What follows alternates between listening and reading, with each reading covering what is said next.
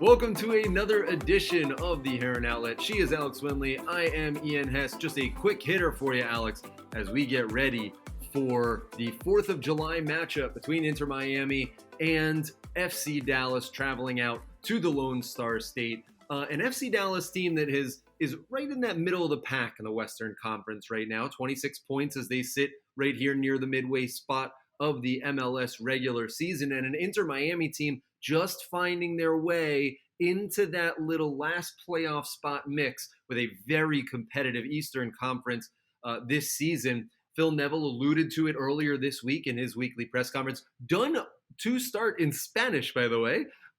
Phil improving on his bilingual prowess. It was very nice to see for him to engage in the media bilingually. I really enjoyed it as we got to talk to him. But he did mention that these road games, as this will be a double game week with the trip up the turnpike to Orlando right around the corner, you got to take care of business on the road against Dallas, Alex. And these road games are an opportunity to steal some points. You want to take care of business at home and steal some points. That seems to be the recipe right off the bat. And that's going to begin this coming Monday against the formerly Dallas Burn for a while now, FC Dallas.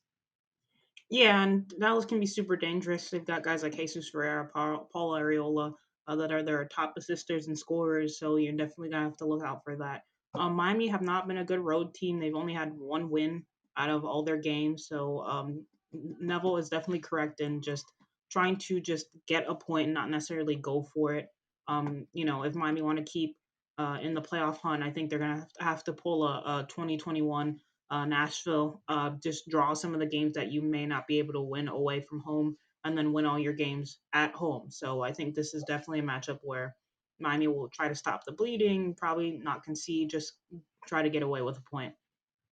FC Dallas is very typically your standard 4-3-3. They're not afraid to run that out time and time again. Obviously, with the issues with Gregory and the yellow cards, will create some problems. You mentioned Jesus Ferreira, Paul Areola, 1 and 2 in Major League Soccer in goal and non-penalty scoring goals. So goals scored from the run of player set pieces. With Ferreira with 10, Areola with 8. And Areola also has the highest differential between goals scored compared to XG. So even when he's not getting good opportunities, he's making the most of them and putting them in the back of the net. That has to give you some concern if you're Inter Miami, a little bit shorthanded or a little bit injury or suspension depleted at the back, trying to find a way to stop a potent FC Dallas offense. Yeah, especially Gregory will be suspended due to yellow card accumulation again, so they won't have him. John Mata will be back It's from too his red card consistent suspension. with Gregory, right? I mean, Yeah, it's an issue for sure, and I'm sure Neville has spoken to him about it and try to just clean up disciplinary. Well, then again, the yellow that Gregory got probably was, I think, a little bit soft looking back at it, but yeah, it is an issue for Inter Miami, and I think that's why. Well, I believe in the transfer market this summer, they'll probably try to go after another central midfielder to maybe plug those holes in the middle when stuff like this happens because Mo Adams is gone, and then when Gregory's out, who's there to fill in? Just Victor Ijoa at this point, and maybe I don't know, like a Vasilev, but they're completely different players. So you don't have a true DM on this roster that could fill in when stuff like this happens. So I could see them just going on the transfer market, maybe getting a central midfielder. But that's besides the point. Yeah, Gregory will be a huge loss. You saw it against Atlanta away.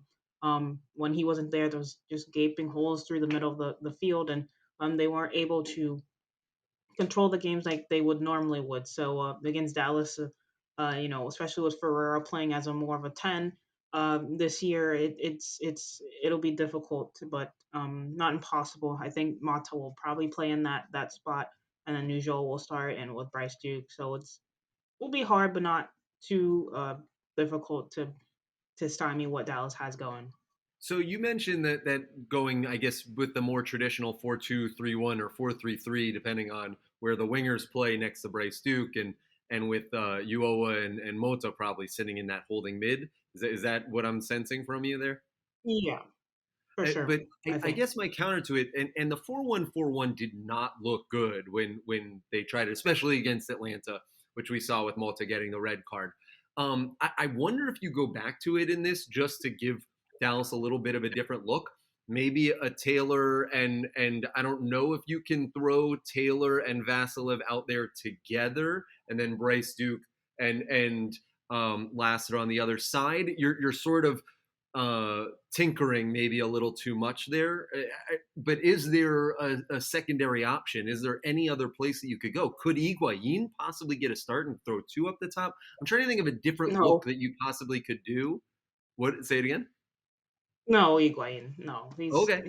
I'm just spitballing, trying to think yeah. of just trying to think of ways that you could, because I don't know, without Gregory, that 4-2-3-1 really hasn't looked appetizing to me. I haven't seen it work, Yeah. and that's nothing against Jean Mota. He's just not that standard number six that you want there. He's more of an eight.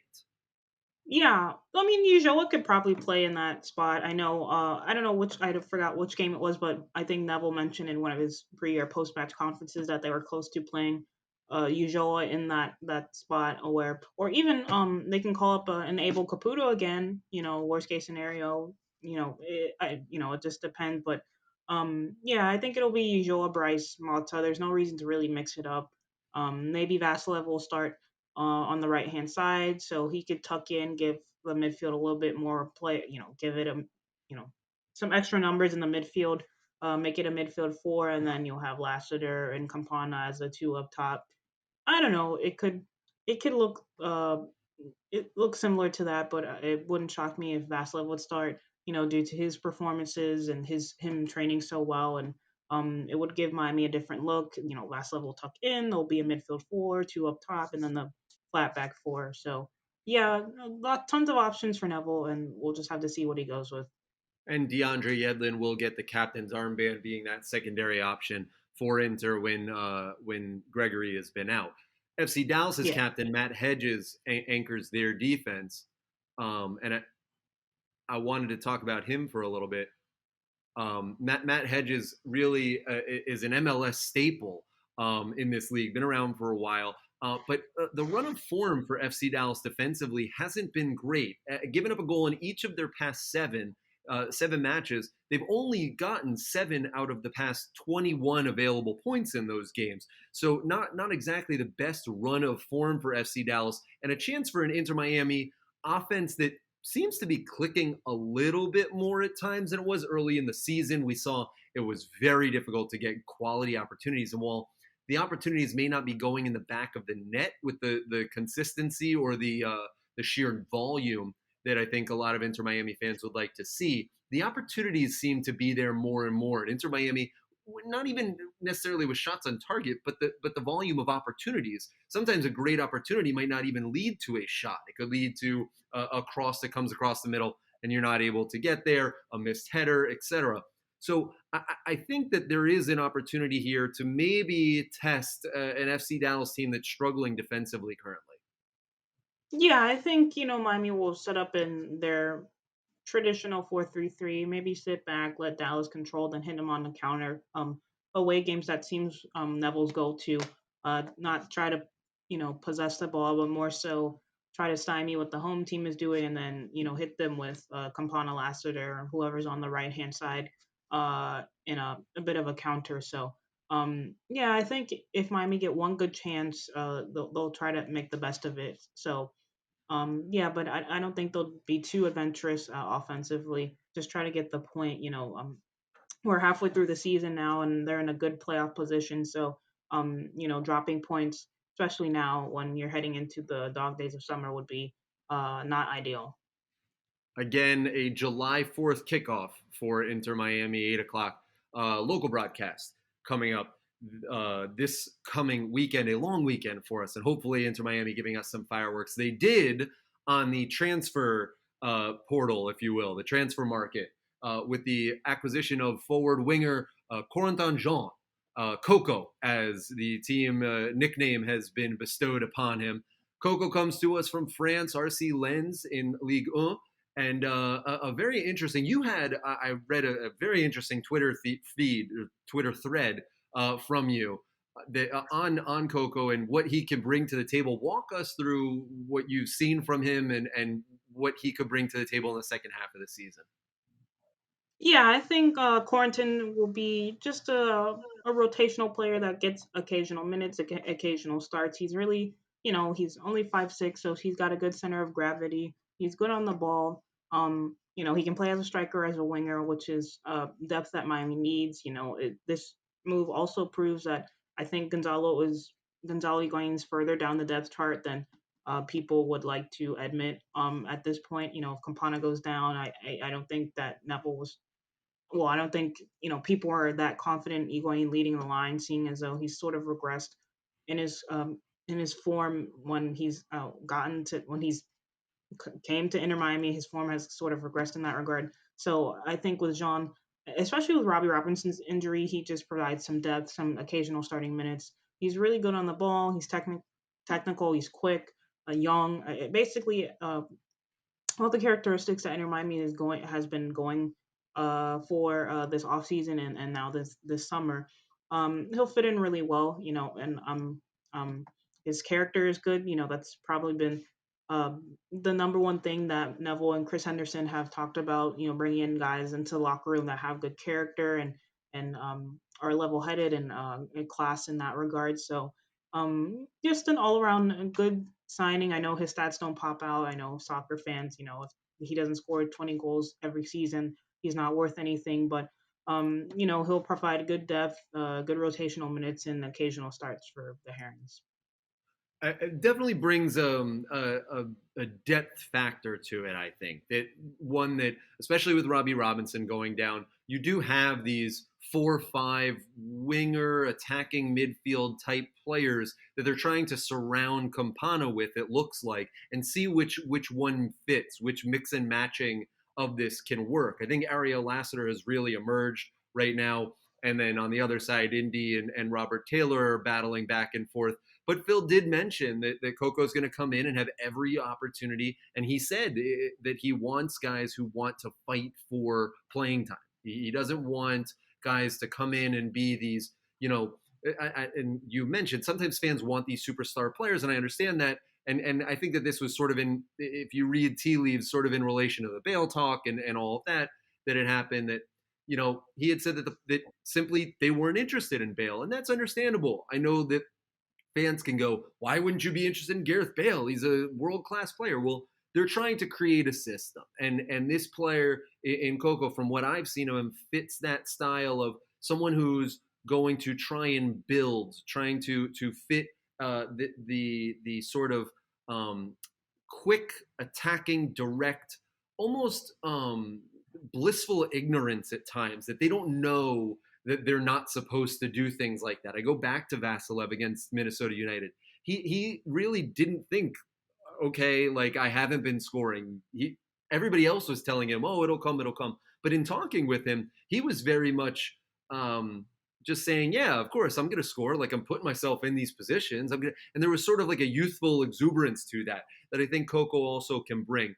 Even if though in France maybe it wasn't going in the net as often as people who may not have seen him. The stat sheet might lie to you a little on him. He comes in at a reportedly $1.2 million transfer fee.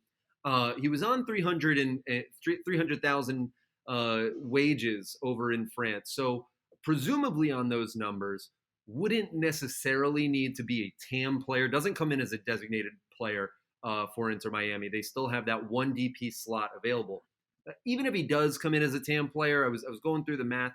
Probably just moderate TAM money. Really doesn't break the bank here, and Inter Miami still does have the ability to make probably two more moves here in this window. I asked Phil earlier this week about that, and he just said, "Yeah, they Hmm. straight up, yes, they expect more changes." You had mentioned in the central midfield. I think that's a quick, easy way to look.